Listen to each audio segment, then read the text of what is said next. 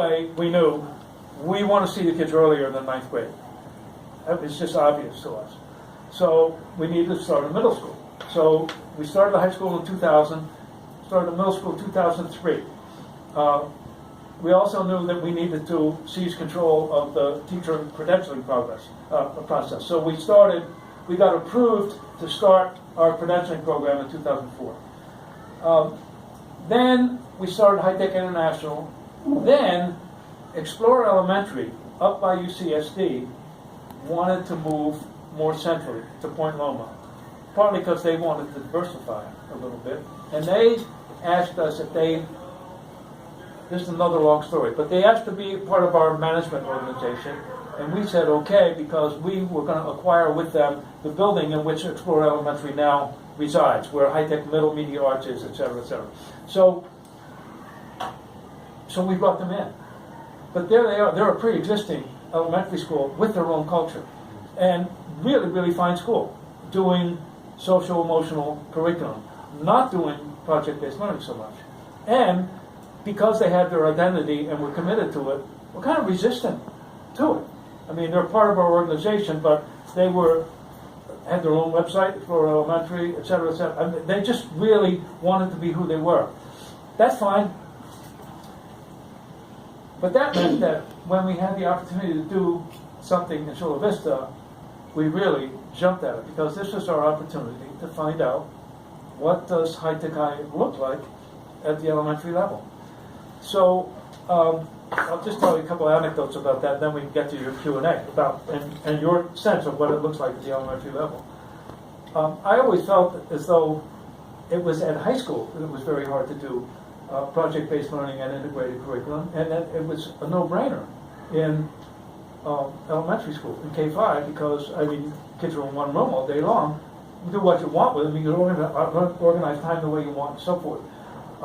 Little did I account for the enormous pressure that we've faced now, more and more and more each year, about test taking and meeting curriculum standards and all that kind of stuff, which drive us at the elementary level, in my view, to mimic what's going on at the middle and high school level, in the interest of preparing kids for what they're going to face and so on.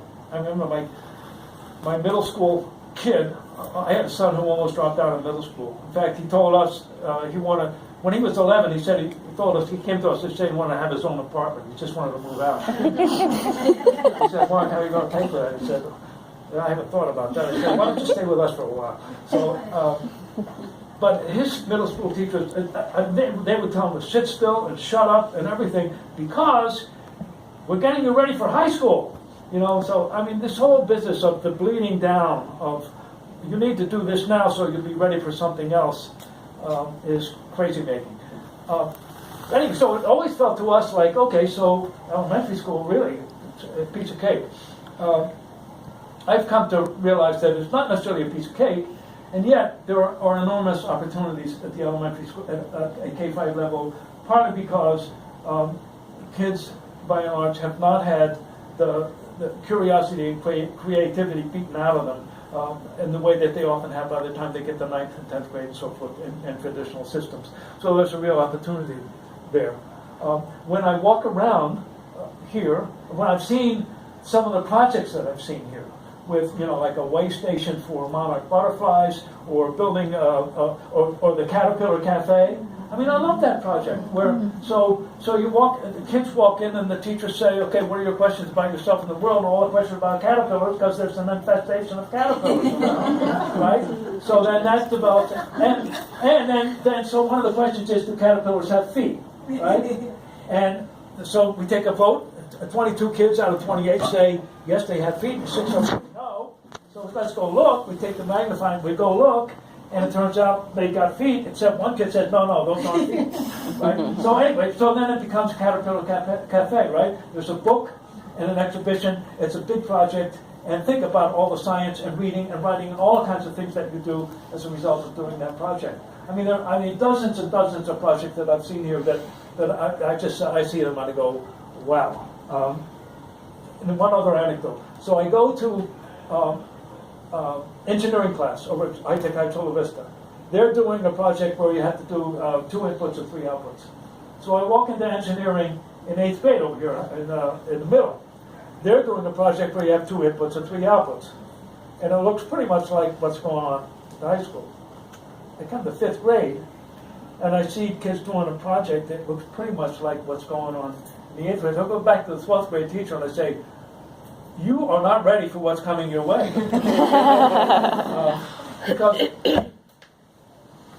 the thing about, one reason I think that doing design and build activities at the elementary level, one reason why it's so important is that these activities, and I'm talking about the arts as well, this is not about STEM, this is about designing and building things. One reason it's so important is that these design and build processes, we call them engineering design processes, they are nowhere in the curriculum in this country. They're just nowhere.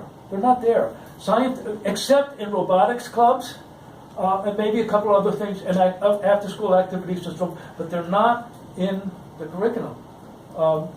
In the way scientific method, you'll find it everywhere, but engineering design processes, no. And it's through designing and building things that kids, number one, exercise multiple intelligence, and find many entry points to the content and many ways to shine, but also find an interest that leads, that I think is a big part of the reason why 34% of high-tech high graduates major in STEM fields, as opposed to 17% nationwide. It's not because they've taken a lot of engineering courses, it's because they've been designing and building things in humanities and arts and other places as well. And I want to say one final thing. I love it when I walk around here and I see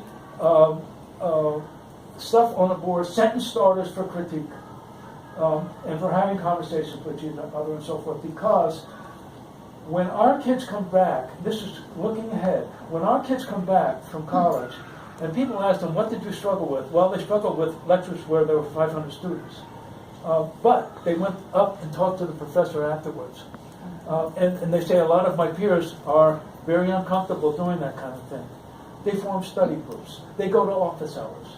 And they have some sense of why they're there. And when it comes time to do a presentation of their work, they're ready to go. And all their peers are they're just trembling. So I think that all the stuff that we do around dialogue and teaching kids to have constructive dialogue all the way through is really, really important. If I think about what we need to be doing at K-5 in order to be ready for middle school, in order to be ready for high school in our world, it's about that. It's about processes of dialogue and collaboration, designing and building things, engaging in revision and critique, and becoming comfortable with all of those processes, because in the end, those are life skills, and they are, if we're talking about college, if we think college, they are college retention skills. So I'll stop there. I love you guys, what you're doing. I really do. I love what's happening in this school. I'm excited by the notion that so many of you are new, and I'm hoping to have more time to interact with all of you guys. But I don't have a hat on, but if I did, my hat would be off to you for the one thing you're doing, because it's really, really, really important work. So I'll stop there and we'll have some Q&A. Thank you.